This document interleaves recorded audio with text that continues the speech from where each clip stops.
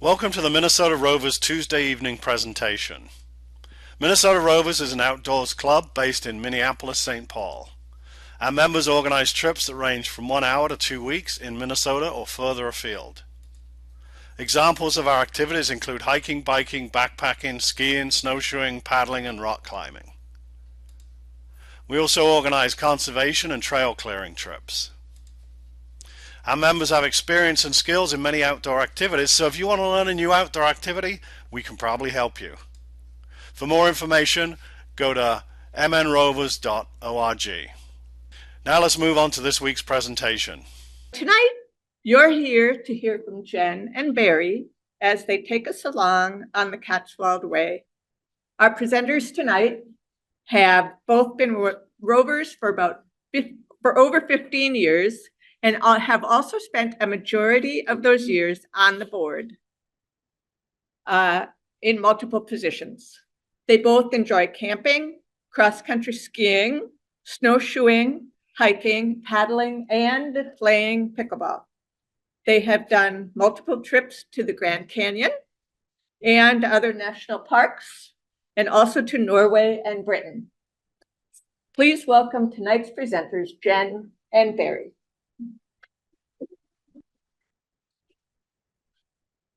Okay, so this is about the Cotswold Way in England. We hiked this in June of this year, and my name is Barry, and that's Jen. So the geography lesson. So there's England and Wales, and you can see there where the Cotswolds are, west of London, almost into Wales. So that's kind of where those hills are. I found this on the internet. It shows the trail kind of nicely. So you can see how the trail goes. It goes across the ridge line of the Cotswold Hills. It tries to keep to the high points. If you look at these different places here, so it starts in Chipping Campden or ends, you can go either way. And then it starts or ends down in Bath, down at the other end. So you can hike either way. I think most people go north to south, but you can go either way. Up here, Stratford-upon-Avon is a place that a lot of people know, and that's pretty close to it. So Stratford-upon-Avon and Moreton-in-Marsh both have train stations. So if you're not driving a car, renting a car over there, you can get a train to those places. Then you can get a bus or a taxi or something. So that's the layout of that. Now I just want to mention Chipping Norton, which is an important place because that's actually where I was born, and now it's finally getting the fame it deserves because there's a TV show based out of there. So another thing I wanted to mention briefly is if you look at where Chipping Campden is, it's 52 north latitude. And if you can see on the map on the left there, that's kind of at the bottom of Hudson Bay and it's way up into Canada, way north of Minnesota. So a lot of people don't realize that England's actually way north of Minnesota, but it's a lot more mild. It doesn't get as hot in summer and it doesn't get as cold in winter, but that's kind of interesting, I think. Now the geology lesson. So the hills are formed by the layers of rock have tipped up across a lot of England. And where they've tipped up and you got the resistant layer on top, you end up getting cliffs on one side, on the west side, and you get the more shallow slope on the east side. And you'll see that all the way through the Cotswolds and other places in England. So, but of course, it's not that clean once the rivers start eroding it. So you don't have one nice edge you can hike along. You have to go up and down the river valleys, which makes it a lot harder. So that's kind of what you'll see in the pictures. I just want to mention the best time to go. We went in June, middle of June, which I don't think is best because it started getting a little too warm for the hiking. But that was for other personal reasons. But if you look at the temperatures there, the average temperatures, so May 64 Fahrenheit and July it's only 72 Fahrenheit. So generally it's a lot cooler than here once you get into summer. But every now and then it'll surprise you and get into the 90s. And they don't have a lot of air conditioning over there. And especially when you're hiking up hills in the sun, it gets pretty warm. So going in May would be pretty nice. Also, as far as the daylight hours, because they're so far north, on the solstice, you get over 18 hours of daylight. So you get up, it's daylight, you hike, it's daylight, you go out to the pub, it's daylight, and even when you roll back home, it's still daylight. So That's kind of nice. And even May 15th, you get as much daylight as you get here in the middle of summer. So that's a nice thing. Another factor about going early or late, early is better because it's cooler, but the flowers are out in the spring and it's really pretty in the beginning of May. Also, there's a lot of sheep here. Well, there is all over there. And the lambs are out in the early spring, and they're really cute when you're walking through the sheep fields. Yeah. So, but you want to make sure you go before July, because July, the schools get out about the second week and suddenly everything gets super busy. So that's kind of the trade-off. So we decided to use an outfitter for this. So we used Max Adventures. So they booked the B&Bs and took our bags, and we had an app on the phone, and they kind of helped us through this. So it made it a lot easier.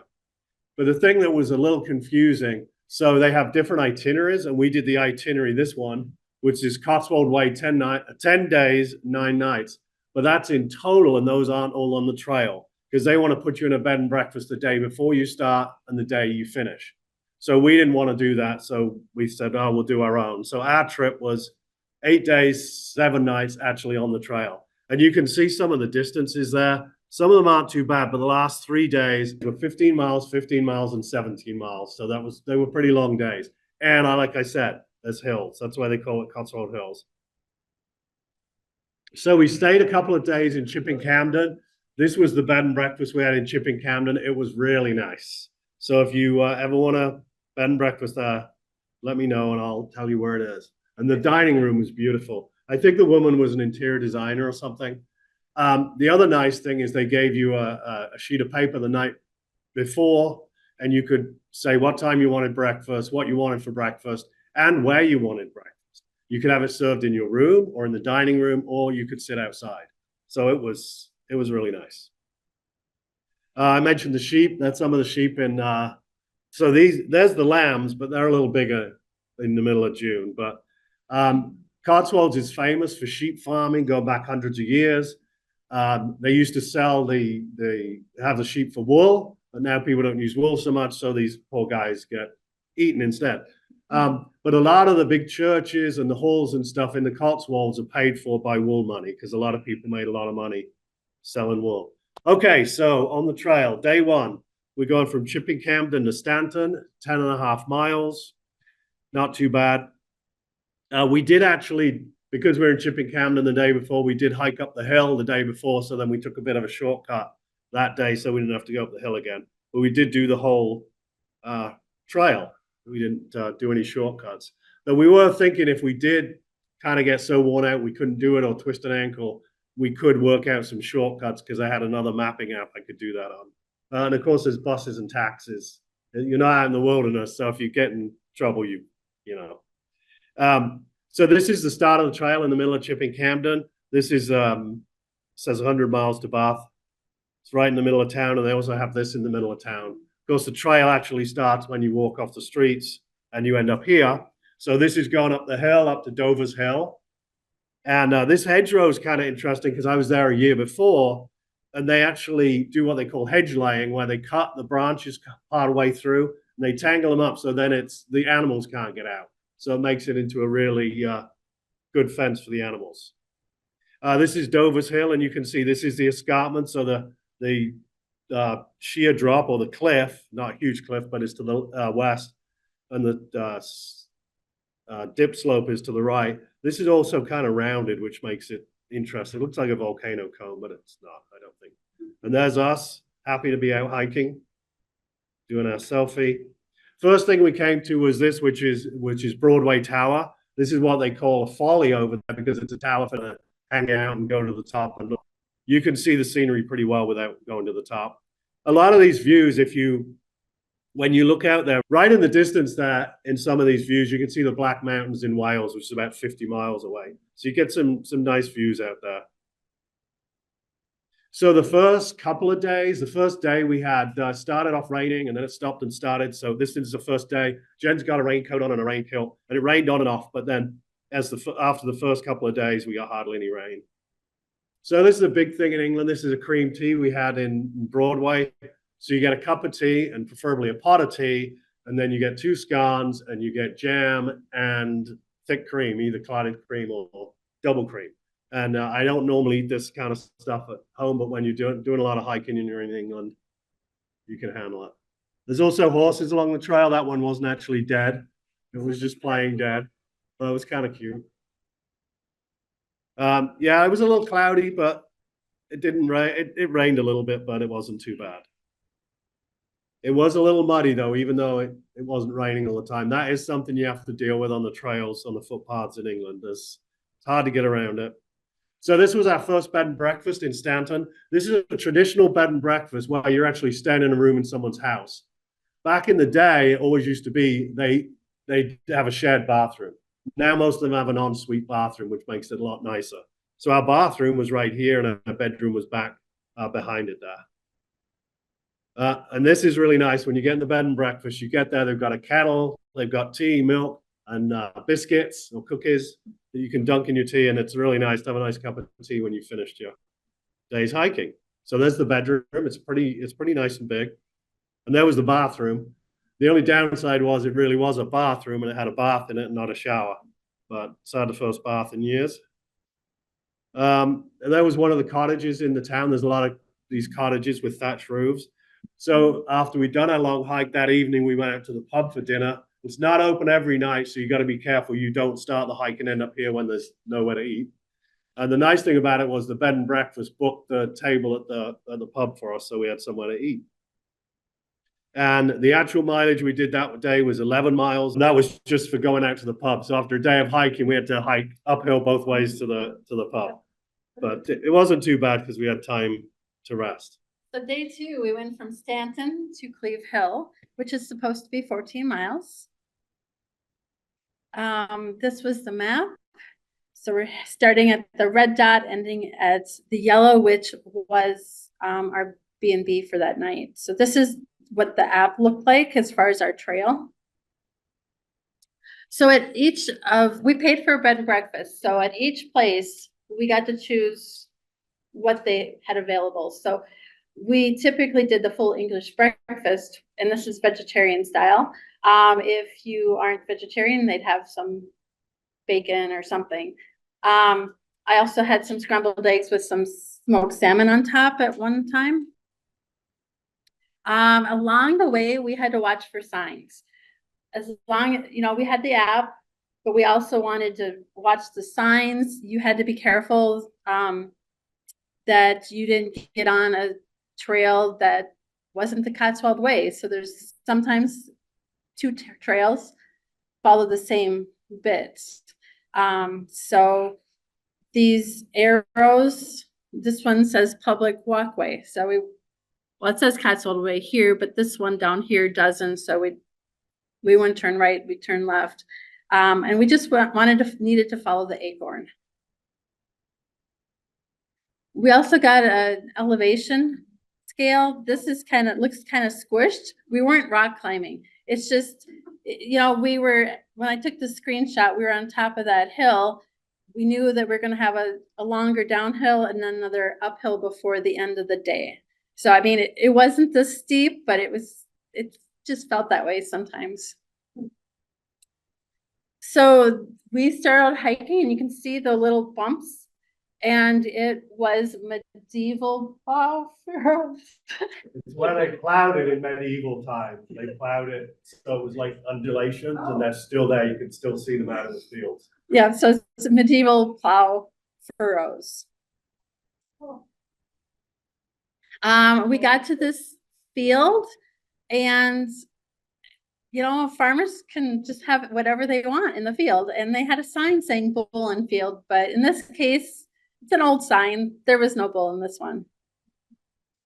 The trail is fairly easy to spot, and most times it's usually like gravel or grass, or when you're getting into towns, you're getting out of towns, it's asphalt or concrete. We are in Winchcombe here, and it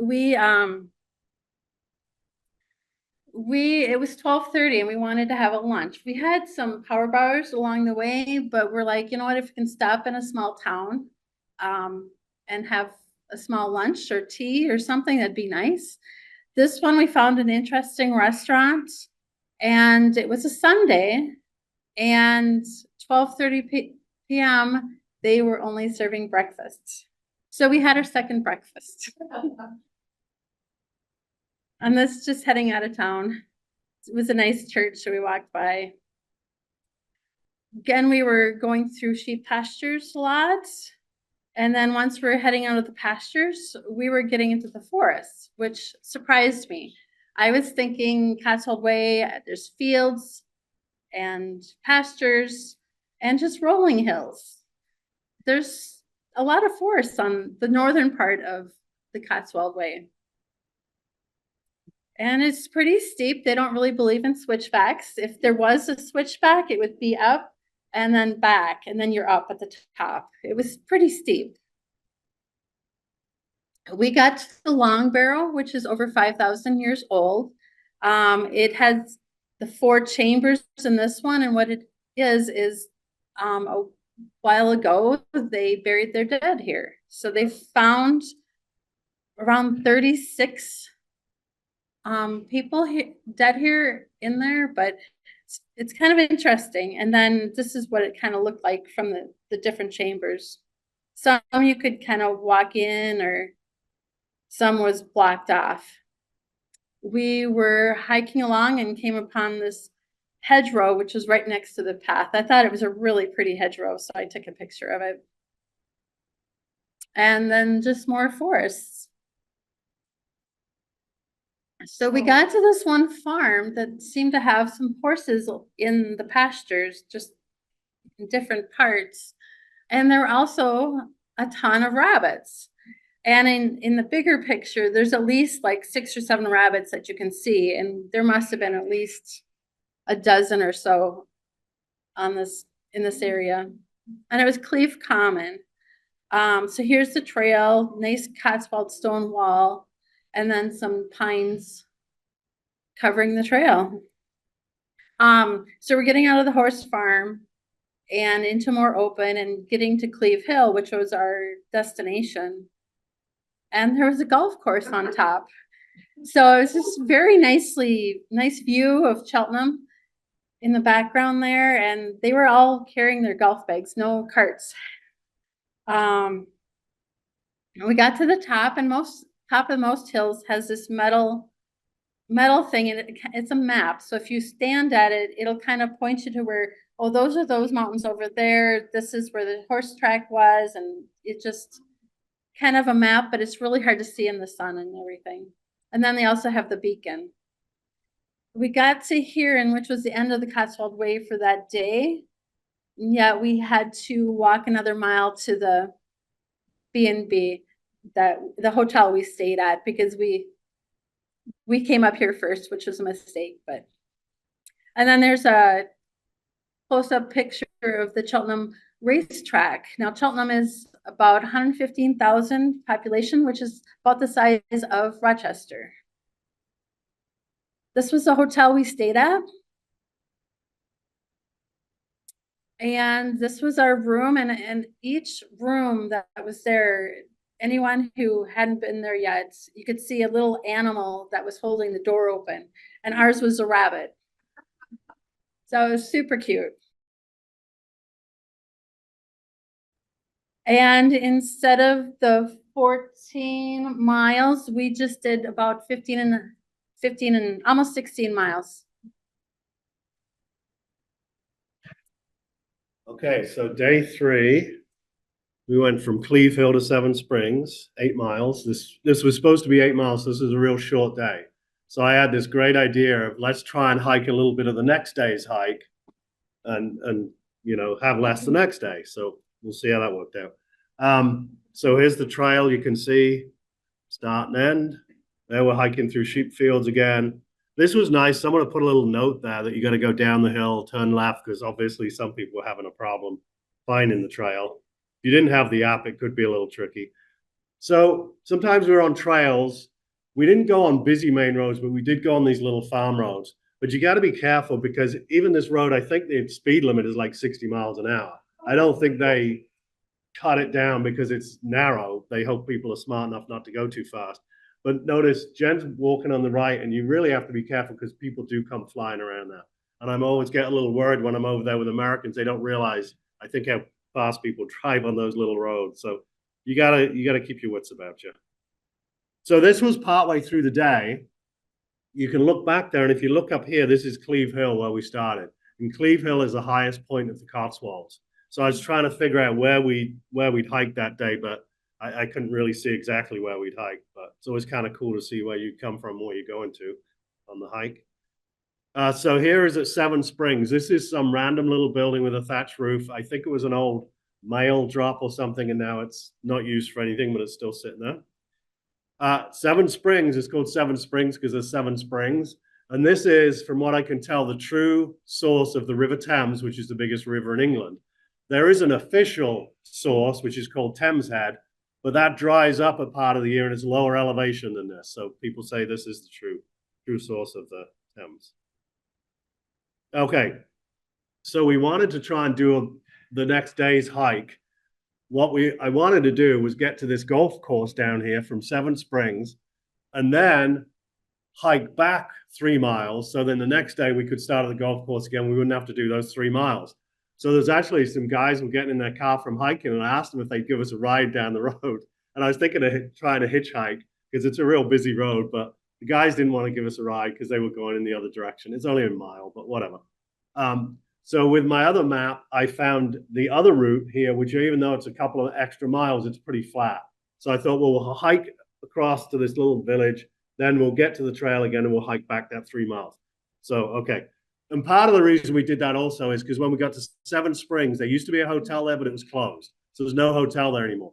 So our outfitter arranged for us to have a taxi into Cheltenham, the big city, into Cheltenham. But we got there at 1 p.m. and the taxi wasn't due to arrive till 5:30 p.m. And the phone service wasn't good there, so I didn't want to change the taxi. So this was the idea. So it worked out pretty well, mainly. So what I found here was what I think is a Roman snail, because years ago, the Romans used to control England. And they brought across snails because they used to eat snails, but British people don't. And some of those snails escaped, and they've been marauding the hills of England ever since. So these little guys are still running around there. So I thought it was kind of interesting. This is called Devil's Chimney. It's part of an old quarry, and it's supposed to be the chimney from hell or something, but I don't think it is really, but that's what they say. And again, you get another view from the top of the trail there. And there you see that's the typical trail where, again, you've got the steep slope on the west side. So you get, like I say, you get some really nice views. So anyway, so we're happily hiking along, we're admiring the views, and then I fell over. I tripped over, and I think what happened is, well, my ankle twisted. You can see what the path is like. It's really this really compacted stuff. It's really hard, believe me. And I was going downhill, but I think my back was hurting from the backpack, and I had my hands on the straps. So when I went down, I didn't put my hand out, so I fell right on my face and right on my knuckles. So I want to add that the first thing I asked is, "Are you okay? Anything broken?" He said, "I don't think there's anything broken. Let's stand up." Then I did ask if I could take the picture. Yeah. But so the reason my face was cut is I went down on my glasses. Luckily, these same glasses probably, but I had a spare pair of glasses. They got bent up and I straightened them out later. But I was all cut up. I had a really nice black eye for a while there. My hand all swelled up. So it was not so good. So that was the bad part of that day. Well, I fell on my shoulder, my knees, and actually my chest still hurts from pulling muscles in my chest. And that was the middle of June. And I can still feel it. Yeah. I haven't fallen that hard in probably forever. So anyway, so we ended up doing 14 miles that day, which was kind of good. We got the taxi into Cheltenham. The bad thing was Cheltenham was the biggest town we were going to be in. So we thought, hey, we're going to have fish and chips. We're going to have pubs. There's restaurants to choose from. We can do all these things. But we hiked a lot, and I was stealing all the large Band-Aids from the hotel and patching myself up. So we thought, oh, we'll just order food online and get it delivered. Well, we couldn't. The websites were, I don't know, something about them. We couldn't figure it out. So we ordered Domino's pizza. We got it delivered in 15 minutes. So we had Domino's pizza that night. And it was pretty nice, but not what we wanted to do. So day 4, the prearranged taxi picked us up, and then we had to ask them, can you drive us another mile from where you're supposed to drop us off? Because we didn't want to do those 3 miles again, and we didn't really want to do the lower bit either, even though it was flatter. There was part of that was on a busy A road, and we had to walk through stinging nettles. And so the taxi driver agreed, which was very nice of him. So we just started more at this part right here. That's very pretty. It's very green at that point. I don't know that it rained anytime after the first couple of days. So we walked through a nature preserve near Bird Lip and onto Crickley Hill. Now, in the last 50 years, they've kind of gone over this and studied and figured out what the settlement looked like 3,000 years ago. And it's a neat sign because you can see through it, but that you can see the buildings.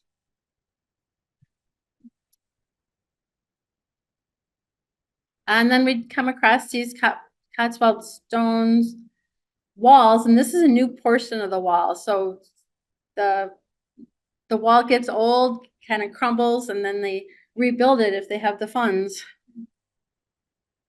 This is the Cotswold Hill escarpment. Again, a pretty steep hill on the right, trails on the top. We got to this A road. It's a very busy A road, and we came to a traffic circle down there. We didn't take any pictures. It was a little bit, it's like, okay, like Frogger crossing. Luckily, a lorry, a semi-truck stopped. So then another car stopped, and then we were able to cross it. And there was a lot of construction around there too, so it was just a lot of traffic. We came upon a juvenile blackbird on the trail. It didn't seem to be injured or anything. We just moved it off the trail a little bit so it wasn't going to be stepped on. And we did come across some more mud. We had heard that it was going to be a muddy day. And again, we're just going through the forest, and this is the view.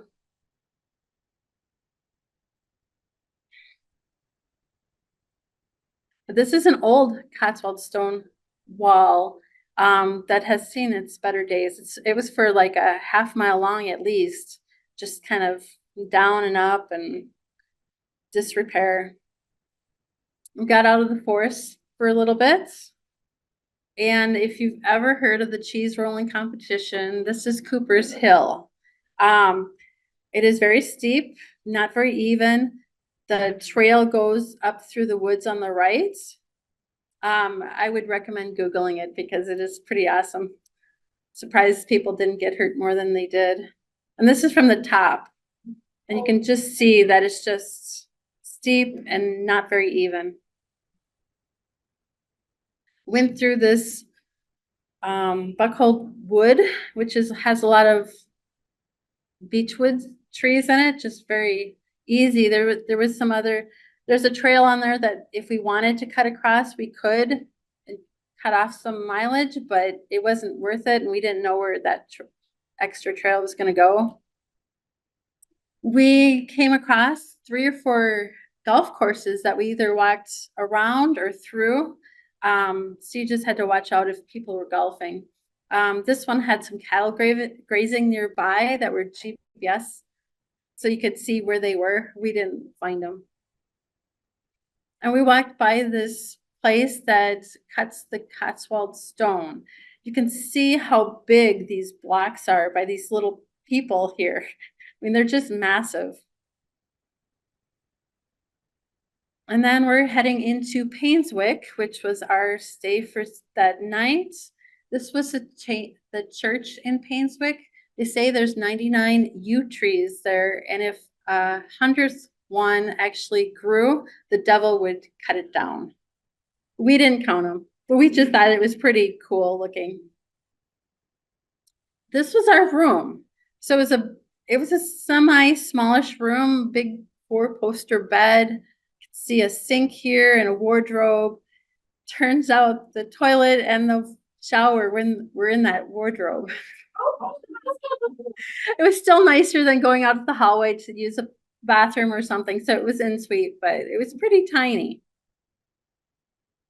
And so so we were supposed to do 15 miles, and because of the 3-mile shortcut, and we did walk into town a couple times, once to the pub, so it was just over 14 miles that day. Okay, day 5 was Painswick to King Stanley, except that we didn't go all the way to King Stanley. I'll explain why. So it's 9 miles. And there you go. So if you see that big loop on the map, that's where you could totally take a shortcut, right? You could work out and find another footpath and you could take off 2 or 3 miles. The only problem is those loops were where you got the nice views because they went up the hills and there's some historic thing there and there's a viewpoint there. And that was nice with the app too. You could click on those little things and it'd give you information about those. So the app was pretty nice. The only problem is you walk along all the time looking at the app. So maybe that's what I was doing when I fell over. But okay, so 55 miles to Bath. So that was kind of a halfway marker. This was weird. There was just in a barn, there's this little dog like Chucky or something. It was strange. So there's interesting things along the way. This was a Victorian well that was there. It's been capped since, but there was an interesting inscription inside there. And we got chatting to a woman that lived right near there, and she was telling us about the well. And it's kind of nice to meet and chat to the friendly locals. So this is it's called a Cromwell Memorial. This was a memorial to when the Gloucester was under siege from the Royalist forces during the English Civil War, and then the parliamentarian forces drove the Royalists away and broke the siege. So that was what the memorial was about. So there's a lot of different historic things about the English Civil War there, and about, you know, and also the further back history, like Jen showed you, from over 5,000 years ago. So you get these nice views. You can see way off in the distance. And what you can see there is the Severn estuary. You got this huge estuary. It's got one of the highest tides in the world. And it's such a long estuary that when the spring tide comes in, it actually sends like a 3-foot wave up the river and people surf on it, which is kind of cool. But yeah, we could see that off in the distance.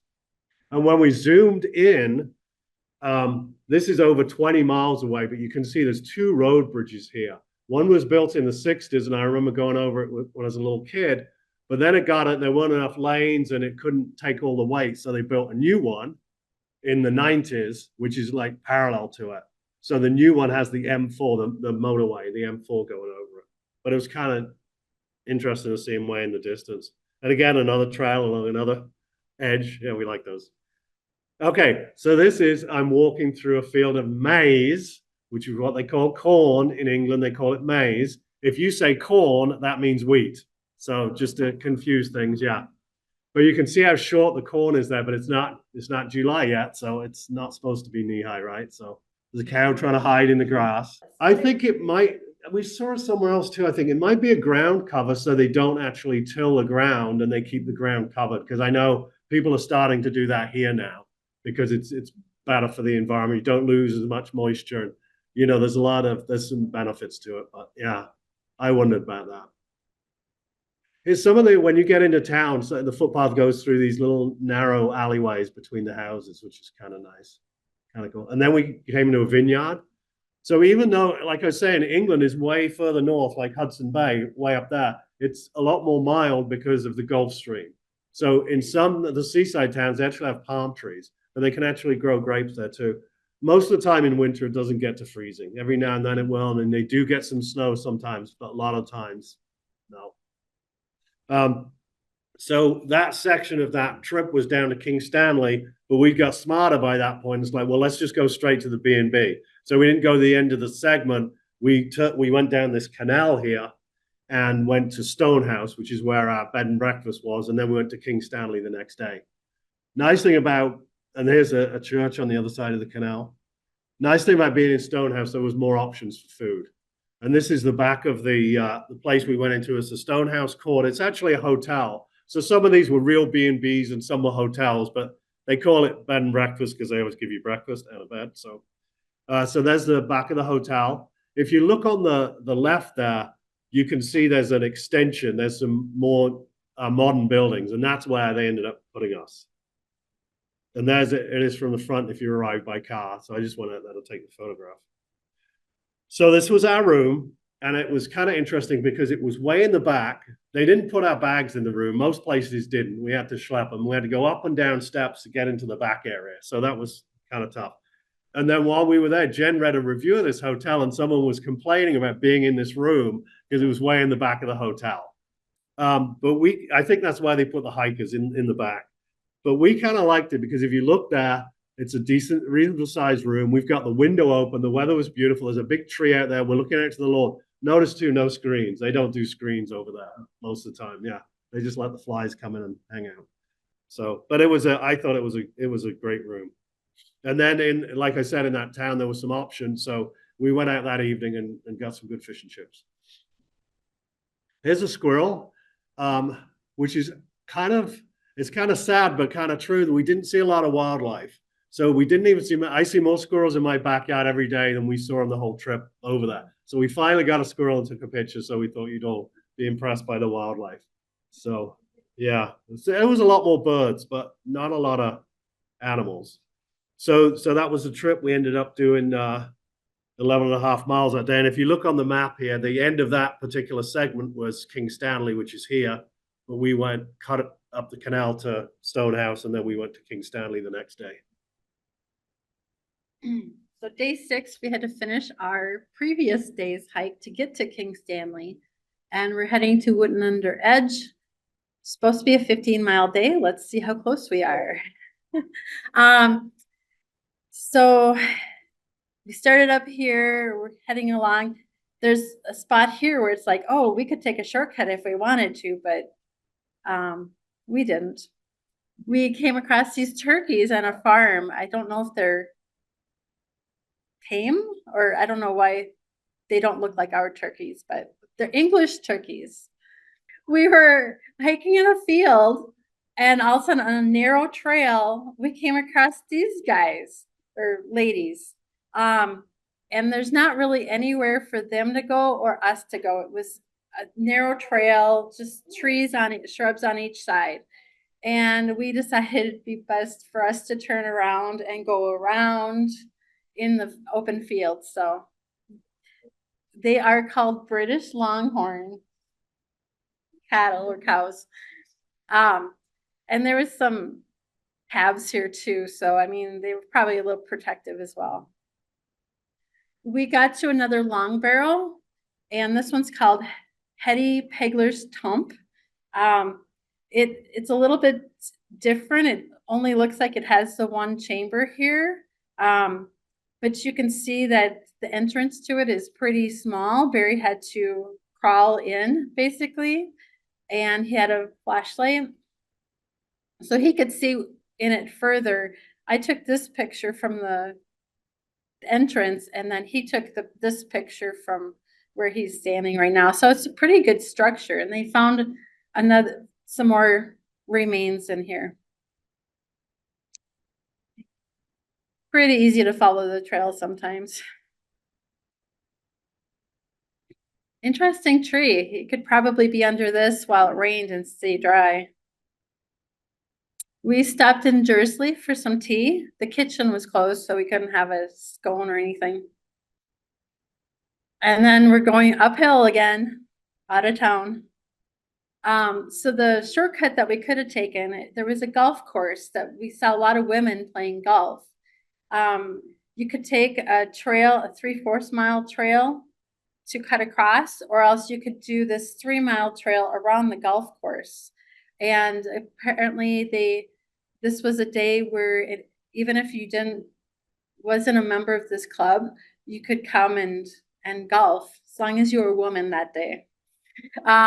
We thought the scenery was going to be great and flat. It was pretty flat, but the scenery wasn't that great because we were just in trees, so we couldn't see in distance until we got to this spot where we rested for a little bit. I think we might have eaten here too.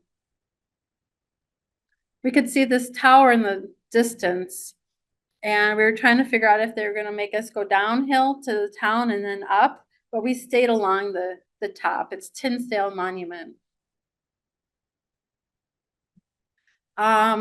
We were definitely using the app on the phone, and you could use it offline. because there's some parts where you could miss a turn.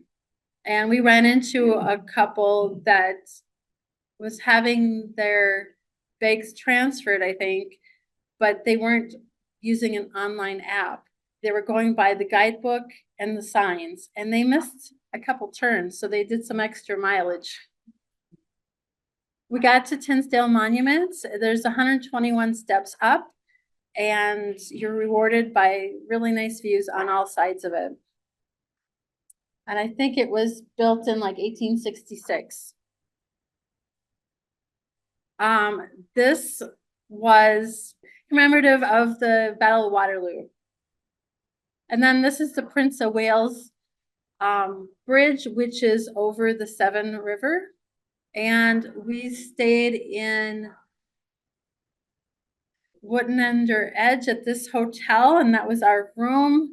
The only issue with this one, they did bring up our bags. I think this is the only one they did, but we had no Wi-Fi in our room. So if we needed Wi-Fi, we needed to go down to the dining room, and we just ate there that day. So of the 15 miles it was supposed to be, we did a few more. It was 18 miles. Okay, day 7, we went from Wootton Under Edge to Tomarton. And you might have figured out why it's called Wootton Under Edge. The edge is the escarpment that it's under. Okay, so here's the map here. I don't see how many miles. So there's a big puddle there, but at least it was easy to get around. So there was still some puddles out. Now this is interesting. This is how overgrown the trail gets. They need to do some trail clearing. But not only was it overgrown, most of that stuff was stinging nettles and brambles. So it was a little tough getting through. And by that time, we weren't even bringing raincoats or fleeces. We were just wearing shorts because it was nice and warm and sunny every day. And we were lucky because we'd heard that there were ticks on the trail, but we never had a problem with ticks, even though we ended up walking through a lot of long grass in shorts. And I have got ticks on me down in England, in the southwest, down in Devon, but we didn't have a problem with them there, so I don't know how common they are. Obviously not as common as here, I would say. You can see here often we're hiking up and down what looks like a dry creek bed, and I'm sure if it was raining, there'd be water going down there. Across the field. Oh, here's another tower. This is another memorial. This is I think it was Lord Somerset, and this is a memorial because of the Battle of Waterloo in 1815. So that's when the British beat Napoleon at the last Napoleonic War. So it was a big deal for Britain back then. So they put up towers and stuff. This is a more modern tower. This is from 2000. This is the Millennium Tower. And there's a plaque here that says it was put up for barn owls and swallows to nest in. But whether it's been successful, I looked online, but I couldn't find that. So I don't know. But it's kind of an interesting looking tower. Guess I like their towers. Okay, so this was interesting. So we get to Tomarton, and like I said, we did proper B&Bs and hotels. This was a hotel, and again, they put us in the way back room. So we're way back in this room. But this room was huge. Look at it. That's before we opened up our bags and emptied them out of her to sort out our bags. But there was this big bed, and then there was this weird couch thing. I don't know what that was for. But anyway, and there was also a sliding glass door, which was unlocked when we got there. And I had a hard time figuring out how to lock it. And I meant to say about when we were at Stonehouse Court, and we had to walk all the way into the back, there was a side door we found so we could go out the back a lot easier. But that was open like 24 hours a day. So I guess security isn't such a big thing there. The other thing to say about this place, the only place to eat, they said here, was the restaurant in the hotel, which is called the Orangery, because it was a greenhouse where they grew oranges, maybe. But they said you've got to book, you should make a booking ahead of time. That's what they call a reservation, a booking. So we got to make a booking. So we called on the way and we made a booking. So we got into the restaurant. We were the only people in the restaurant. But maybe if you don't make a booking, they'll close the kitchen or something. I mean, there are limited places to eat, so you got to plan a little. A group did come in later. I think they were part of a wedding party. But the food was really good there. And we were there on a Friday night, and there weren't a lot of people there. I don't know why, because it was a nice restaurant, but I don't know, maybe it was too far to drive. But that was our mileage, 15.87 miles that day. But it was It's a pretty good day. Nice hotel. So I should mention, we got the actual miles just from my Fitbit. We tested it a day and it was pretty accurate, we thought. So day 8, our last day, went from Tremartin to Bath. Started up here, and then you can see it's just kind of wandering down there. We had to cross the M4, and luckily they had a bridge. And this is what I thought the Cotswold would be, going through fields and pastures. This is another maize field. A nice cottage that we were walking by. So we walked by these signs about the Battle of Lansdowne, which is the English Civil War back in 1643. So you could read all about it and everything. And this was a monument to one of the people on the losing side. He was a royalist. Royalist losing person. It's actually really big. It's really hard to take a picture. It doesn't look as big in this picture. This is the battlefield, just a big open field, and then they have these markers commemorative. We got to this area and it was just some metal figures. It was kind of interesting. And then we saw this, and look, this gotta be Bath. We had to go buy some cows, and we looked at the app because it'll tell us how many miles left, and said 2.5. I'm like, no, that can't be Bath. Ended up being Weston. So once we got into Weston, we followed the trail uphill to the back north side of the town, and then we finally got to Bath. This is the Royal Crescent,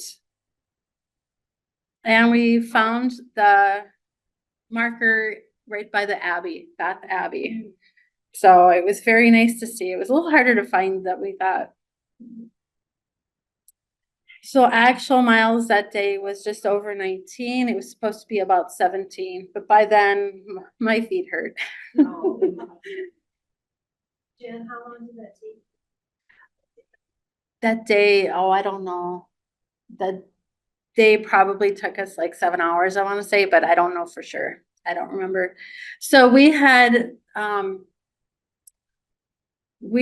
booked an Airbnb in Bath for 2 nights because I had not spent a lot of time there, and we figured let's just kind of hang down there for a couple days. So we went to the Roman bath and did a tour of that. And also there was some entertainment right by the Abbey there. So our costs with Max Adventure, it was just about $3,500. We did the 8 days, 7 nights. So we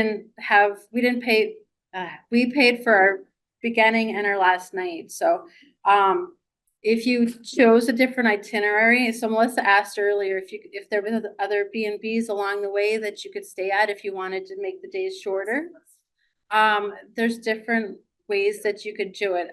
Max Adventure or the company that you choose could have you staying at a B&B for 2 nights and just arrange a taxi to get you to the next spot or whatever. But there are different towns, so just might be a little bit different configurations.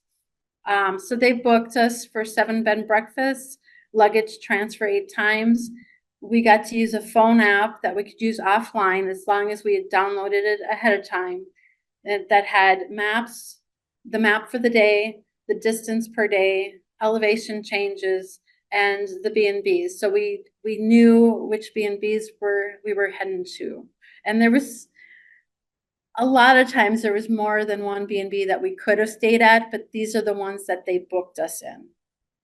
Question on the chat, Jim. What was the app? What was the app? It was through Max Adventure. The outfitter that you go with should have their own app. So it's whatever they provide. And it worked out pretty well. Like I said, the couple that weren't bothering to use it, they were getting lost quite a bit. And then they were using us as guides. They were following us until we ditched them. We did. You look like you're the only people on the trail. Okay, so we weren't the only people on the trail, but there was a lot of, most people go from north to south. So if people are going that way, unless they're going way faster or way slower, we're not gonna run into a lot of people. We did run into some more, we had run into like a few folks on one day that we just kept running into. We'd run into them at the B&B and then we'd see them on the trail, and then after a day or so, we wouldn't see them because they were doing something different than us. So, and then we ran into a couple in Bath that we'd run into a few days earlier. They had showered already, so they were like feeling good. And then during the week, the trail was pretty quiet, but on weekends, a lot of people were day hiking and walking their dogs. And one day there was kind of a run on the trail. We never did quite figure it out, but there was a lot of It people. was like a race. They had people at different stations with water bottles. We were actually offered a water bottle, but we already had water. But we saw a lot of younger folks running or biking or hiking the trail. Yeah, the question was, does England have midges? I think they do. I think they call them gnats, though they don't have mosquitoes.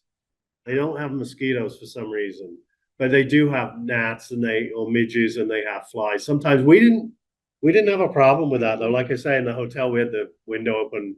We did not have a problem. We didn't have a problem with ticks. So Can you bike on any part of the trail?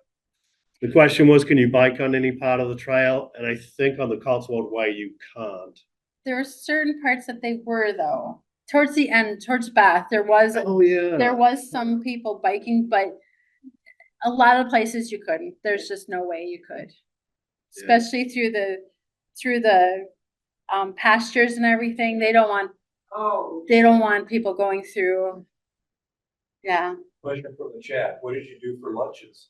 So for lunches, we wanted to find a small town, but we also brought some granola bars or some sort of bar that we could have if we didn't find a town. So, and then we also had something else. I don't. No, I had a bag of nuts. He had a bag of nuts. If there was an apple or fruit at the B&B that morning, we'd grab an apple or fruit. So we made do. But there are limited places. There's limited bed and breakfast. You can't always get one where you want one, and there's limited restaurants. So in some places, it's a lot easier. In other places, it's not so easy. But you know, if you bring some, I mean, it's nice to not have too much stuff, right? It's a little more rural. So yeah, so we just had a day pack that we were carrying, and we were eating very nice dinners. Yep. How old is the trail? Like I saw some of those stone markers looked ancient, but some of the signs looked fairly new. Do you know? So the question was, how old is the trail? Which I'm sure we could Google it, but I don't know. I think it's probably quite old. But I'm sure some of the trails are a lot older, and they've strung them together like they do here to make the trail. Some of those trails are probably hundreds of years old that they used to use back in the day, and they've kind of strung them together. But when they actually opened the Cotswold Way, I want to say it's maybe 70s. I don't know. I'd have to look it up. Yeah, I think we looked it up when we were there, but yeah, I don't remember now. Did you see any more Roman ruins there along the way? Roman ruins. There was a what do they call it? There was a Roman villa along the way, but we didn't go to it because it was off the trail, and of course it was up a hill. But there are some Roman ruins. Of course, there was the baths, which were the Roman baths. But there's a hot spring in Bath that's been used for hundreds of years, thousands of years. But the Romans built the whole bath around it. But then that collapsed, and then they rebuilt it in the Victorian times because it was a tourist attraction. Jerry? What kind of training did you do for the hike? Oh yeah, what kind of training did we do? We started doing some long hikes. We did some rover trips that were fairly long hikes that were, I don't know, 10 miles, 10 miles. 10 to 13 miles long. And I also hiked from Egan to Como, which I've done a few times, which is 15 miles. But I was actually really concerned about the mileage. And before that, we went to Norway. We were doing a lot of hiking in Norway. So we did a lot of hiking, but the last 3 days, 15, 15, 17, that was in my nightmares. That was just the what was the hike was supposed to be those days. We did do extra a little bit. Right, and also the hills were higher than I thought they were going to be because I know part of the Cotswolds, but not all of that. And some of the hills were higher than I thought. And like Jen said, the paths just go straight up. They don't do switchbacks. You're just slugging up the hill. You get up that quicker. You don't waste time zigzagging. But it's tough going. Did I forget to mention that we did see some deer? I might have mentioned it. Also, we are very exceptional hikers. We did 102 miles of the Cotswold Way in 125 miles. Yeah. Well, but I don't know whether you said this, I don't think you did, but we did wish we'd done a longer time, so we'd had more time, because the problem was we're hiking all day, so you don't have a lot of opportunity to go to the villas. And then when you get in town, you don't want to hike around the town too much because you're kind of worn out. So we wish we'd taken a couple more days, but then it probably would have been harder to find the bed and breakfast at the right spot. So we may have to do taxis. And then also we were kind of a little limited on time. Right. So a couple of pictures you had like ankle coverings. So our ankle coverings were gaiters. So we were trying to protect our legs from ticks or just wet grass. And not getting stones in your shoes, not getting mud on your socks. And we were a lot of you. Yeah, we saw some people in them, but not a lot. A lot of people were wearing pants or trousers, as they call it in trousers, England. Yeah. Pants are underpants over here. Yeah. I think we said what we did for lunches. Yeah. We only got lunches a few times in towns because there wasn't always something. If we wanted to get into town, we would have had to go downhill and then up. And if we wanted to take many of the shortcuts, it would have been on a busy A road, which a lot of times there's no shoulder. And they're coming around at 60 miles per hour, and there's like hedges. So in order to cross the roads, a lot of times if it was well visible, we just cross together. But if it's like a quick one and it's like, okay, I'm going to go when I'm ready, and then he'll follow me when he's ready. Yeah, I remember one place where a narrow trail came out, there was long grass. So you were kind of standing here peering to look for traffic. And yeah, but as far as lunches, there were limited opportunities. So we didn't do that often. So sometimes we just have a power bar, but we had plenty to eat overall. Yeah, good breakfast. Okay. All right, hearing nothing. Yeah. Thank you, everybody. Thanks for watching this Minnesota Rovers presentation. If you want to see more, please click on the link to our channel or the subscribe button below. Thank you.